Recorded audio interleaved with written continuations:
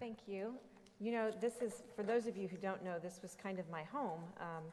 I left, just let me tell you a little bit, and this is not on my script, sorry, so I'll make it short, but I came to Columbia to go to school in 1992, so I'm 45, in case that anybody was calculating, and I had been very involved as a flute player at St. Pius in Moberly, and I was so burned out because they would never let me sing that when I came down here, I told my sister, who was involved at the Newman Center, don't you dare tell anybody that you have a sister who is majoring in music. And so for 3 years, I didn't do anything with music, with church music down here. And then I had an atheist fiance and broke up. And in the fallout of that, I realized I was being called to come back here. And almost as soon as I started in the music ministry at the Newman Center, I met my husband in the choir. So this place is very special to us. So tonight we're going to talk about what other story, Bible story, might we talk about if we're talking about neighbor. We're going to talk about the Good Samaritan, of course. So there's a guy who takes a trip from Jerusalem to Jericho, right? And along the way he gets mugged, violently mugged, like in today's terms we'd say he's shot and left for dead, kind of mugged. And holy man number one comes along, sees him and goes, "Oh, not my problem." And he passes on the other side of the road and leaves the poor guy for dead. Holy man number two comes along and says, "No, I can't get involved," and also leaves him for dead. Then along comes the pariah of religious society. In modern terms, we might say he's an atheist, or a socialist, or even a member of ISIS. And this man sets aside all of his commitments, whatever they are, and he picks up this total stranger, takes him to the next hotel, and pays for a doctor to come and take care of him. And he leaves his credit card number to make sure any further expenses are covered. The point being, which one of these guys would you say acted like a neighbor? This is a familiar story, and as so many of Jesus' stories did, it came from a conflict. In this case, it was a scholar of the law, but people were always quarreling with Jesus in the Gospels. Have you noticed that? It seems like it's always happening. This guy, this scholar of the law, comes to Jesus and says, "I want to make sure you actually know what you are talking about. So I'm just going to ask you, what does it take for me to get to heaven?" Now Jesus, being Jesus, doesn't take the bait. He's a model for all mothers and fathers down through the ages. He's like, "I'm not doing your homework for you. You tell me the answer." And so the guy does, and of course he knows the answer. You shall love the Lord your God with all your heart, all your soul, all your mind, all your strength, and love your neighbor as yourself. Great. Jesus says, okay, moving on. But this guy is not ready to move on. He is like, right, but who is my neighbor? Now, here's the thing to remember, that the whole of the Jewish law was really intended to lay out what it means to love your neighbor. All of those regulations were set about in order to try to create a just society. So you have to wonder what's the reason for a scholar of the law to come asking a question like this in the first place. The Bible tells us he wants to justify himself, like, how little can I do and still pass inspection?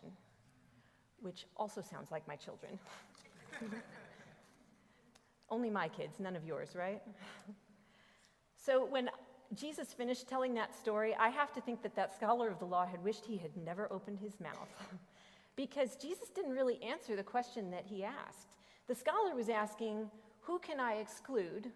Like, I know what it means to love somebody, and it's a big deal. So who do I actually have to do this for?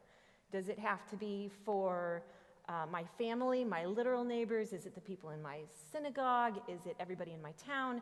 Is it everyone who is of the Jewish faith? And the lesson of this parable is that there is no outer circle. Neighbor is not a group of people at all. Neighbor is a state of mind. The answer is everyone is my neighbor, but only if I choose to make it so. Now, this parable doesn't really explain why a priest and a Levite might pass by and leave a guy bleeding on the side of the road for dead. But they didn't really have to, because the people at that time would have understood the context Just like when when two Catholics go to daily mass and somebody says, "Lord, I am not worthy to that you should enter under my roof," then everybody goes, "Yes, I've done that too." There's like a whole back story to that. There's a whole context that we all understand, and that's the way this parable was for the Jewish people. They knew the cultural context. Maybe you have heard this before, but a priest on his way to Jerusalem could very well have been on his way to perform priestly duties in the temple. And in order to do that, he had to be ritually clean. And if you touch a dead body, you are ritually impure. So if he goes out of his way to help this man who's bleeding on the side of the road, and this man dies while he's helping him, then he is ritually impure and cannot perform his duties in the temple. And it's a 7-day ritual in order to be cleansed. So, we all know what happens in these days of priest shortages when somebody gets hurt, somebody gets sick, and suddenly there's a big scramble. So we know what that's like. So this priest is thinking, anybody can help the guy bleeding on the side of the road, but not everybody can offer sacrifice in the temple. So I'm going to leave that to someone else because there are plenty of people who can do that job. It actually kind of makes sense if you're thinking in worldly terms.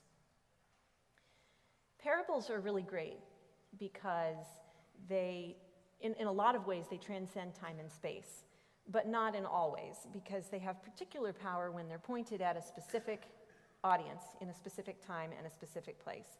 So Jesus' parables, we can really understand the message, but it doesn't quite skewer us the way that it would have skewered the community that was listening to it, unless we intentionally work to figure out how that translates into our own time and place. That word intentional is important to me, as Kelly said. Earlier this year, I founded an online ministry called Intentional Catholic. And I did that because it's been growing in my heart for a long time. Over the past couple of decades, participating in the Catholic blogosphere, being a natural family planning teacher, chatting online with pastoral musicians around the United States, I've come to the conclusion that we all have the right intentions. Our hearts are all in the right place. We bicker a lot. We have a lot of disagreements, but everybody's hearts are in the right place.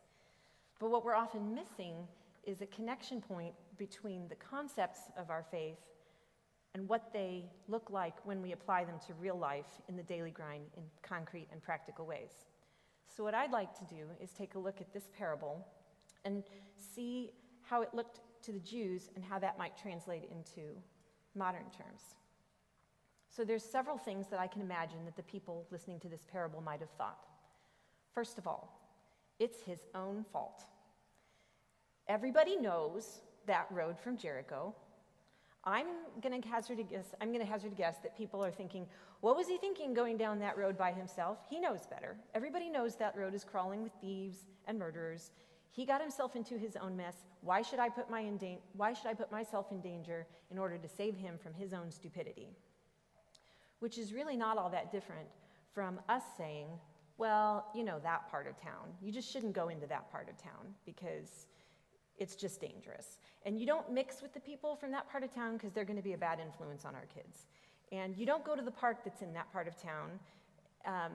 And that one, I say that because one of my kids, as we were driving down Providence Road one day, said, "Hey, can we play in that park?" as we're going past Douglas Park. And the other kid says, "Oh, we can't play there."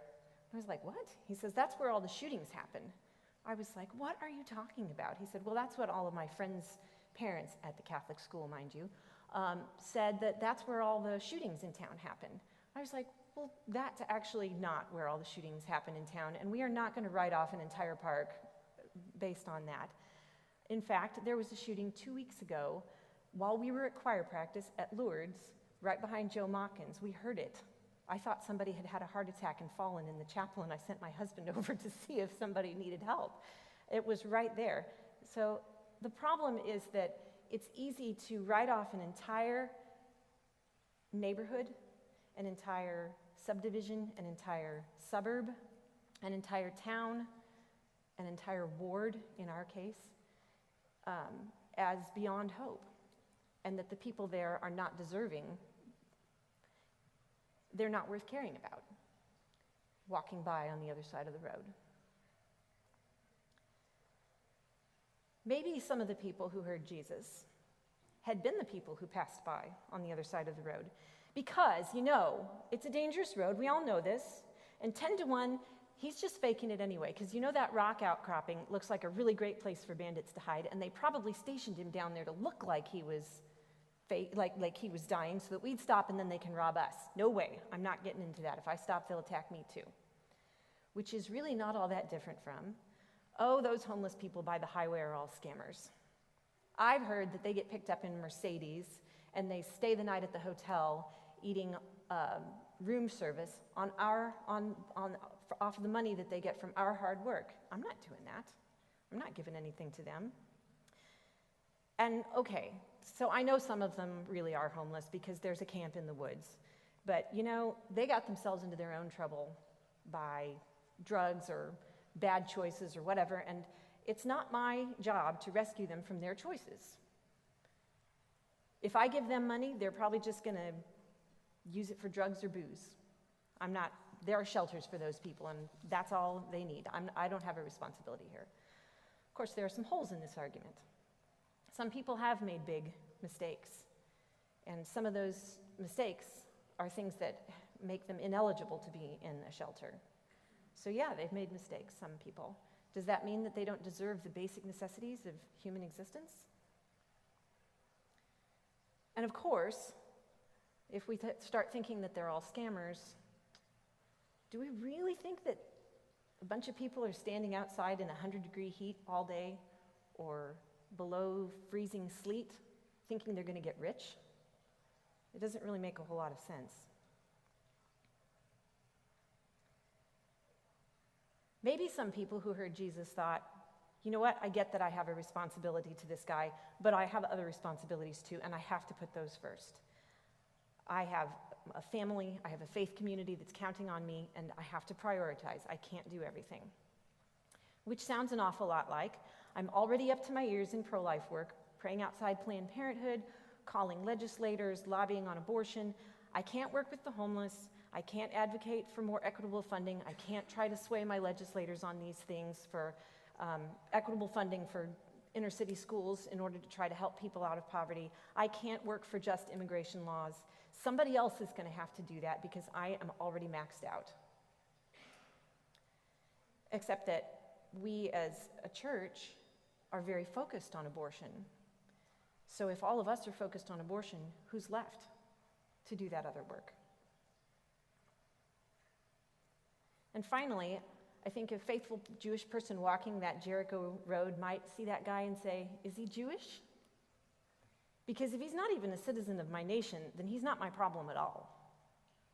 And I doubt anybody needs me to connect that to modern life. The thing is, some of these arguments actually have some truth to them. We can't do everything. We do have to prioritize our responsibilities. But the truth in these arguments also has to be balanced by generosity and mercy. To live intentionally as a neighbor means we have to be aware. We have to discern when our qualms are actually from God and when it's time to set aside all of that worldly wisdom and just give without counting the cost, like it says in Matthew chapter 10, without cost you have received, without cost you are to give. The trouble is that life is crazy. I've had a crazy day. Who's had a crazy day? We don't very often have the time. Like I could say we don't take the time, but the reality is we truly don't have the time to discern where the line is between a valid truth and putting worldly wisdom ahead of godly foolishness, as it says in 1 Corinthians chapter 3. For the wisdom of this world is foolishness in the eyes of God. We are busy. We don't have time to pause and reflect on where things that we believe intersect with the concrete nitty-gritty realities of the daily world and to discern if God is calling us to step outside our comfort zones, to give up one thing that's getting in the way of us doing a handful of other things. So, let's take some time to ponder this question, who is my neighbor, and what that might mean. Who is my neighbor? Is it the person who thinks guitars and drums in worship are from the devil? Is it the person who hates chant and thinks we should use organs for firewood? Who is my neighbor? Is it that family member who insists upon sending email blasts to every uncle, aunt, cousin, and every person they ever knew in their childhood, flaming everyone who disagrees with them? Who's my neighbor?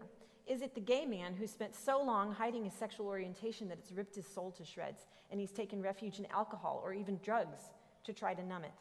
And maybe he's even contemplating suicide, like 20% of people with same-sex orientation compared to 4% in the general hetero population. Who is my neighbor? Is it a Supreme Court justice nominee accused of rape? Is it the woman who accuses him, who I strongly believe is only doing so for political reasons? Who is my neighbor? Is it the last resident of the Oval Office, whose policies I abhor, or the current resident of the Oval Office, whose policies I abhor? Is it the refugee begging to enter the country because things are just that bad where they come from? Or is it the person who's so terrified of the changes that are happening all around them, changes they can't figure out how to fit into their worldview, and this worldview has served them well their whole life until now, but now it doesn't work anymore, and they're so terrified by that that they lash out at anyone that threatens it? Who is my neighbor? Is it the person or even the child who's making the clothes over in China and Vietnam for next to nothing because I'm so committed to paying the same price for a pair of sneakers that I paid 20 years ago? Is it the family in Puerto Rico who's on the front lines of climate change, still living under a tarp a year after Hurricane Maria because so many of us can't tolerate the slightest bit of discomfort? So we set our air conditioning low and we run our cars while we check our phones and we wait for our kids to be done with soccer practice. That person who told lies about me, that person who lied to my face, that person is my neighbor. That person in my life, the one I know, not the political figure, not the celebrity, but somebody I actually interact with, who most represents everything I think is wrong with the world, that person is my neighbor. And now the most important question is, what does it mean if all of these people are my neighbor? How do I talk about them? What assumptions do I make about them? How does it color my actions toward them? How does it color the things I say about them on social media or anywhere else? What does it mean for me to be neighbor to them? Because that's the question that Jesus is posing in the Good Samaritan. It wasn't actually who is my neighbor, like who does this apply to? It was how do I be neighbor? Unless you're superhuman, probably right now you're thinking of a person and coming up with all the reasons why you shouldn't have to be neighbor to them. We're very good at rationalizing what is hard to change. And I think that almost certainly every one of us came here tonight already knowing that the answer to who is my neighbor is everyone. But the real question is the one that we have to answer. What does that mean? What do I do about it now? How do I be a neighbor? And that's a harder question because it requires us to think about the ripple effects of the daily choices that we make and how we interact with the earth and with other people. So let's take that example of Puerto Rico and climate change. It's not my one car left running or my one air conditioner set at 70 that caused the devastation of Hurricane Maria. Nobody's that powerful. But that one decision to accept or not accept a bit of discomfort for the sake of being a better steward of the earth, that decision is one step forward in a habit that ripples outward into other decisions. And all the decisions we make, all those little ripples, intersect with the ripples made by other people around us. And when they all go in the same direction, we have a tidal wave. So we may or may not have any power to impact big things, national, global policies, but we have the power to look for the bigger picture that's made up of all these tiny little individual thumbnails that is each one of our lives. And that's how we go from who is my neighbor to how can I be neighbor. I wrote a short book of reflections on the Beatitudes, which I have here tonight, what it means to live out the Beatitudes in real life, and kind of with reflections and questions about how that might look. And I'd like to end with one quote from that book tonight. Once we recognize injustice, once we allow ourselves to see the pain of others and make it our own, we're obligated to do something about it.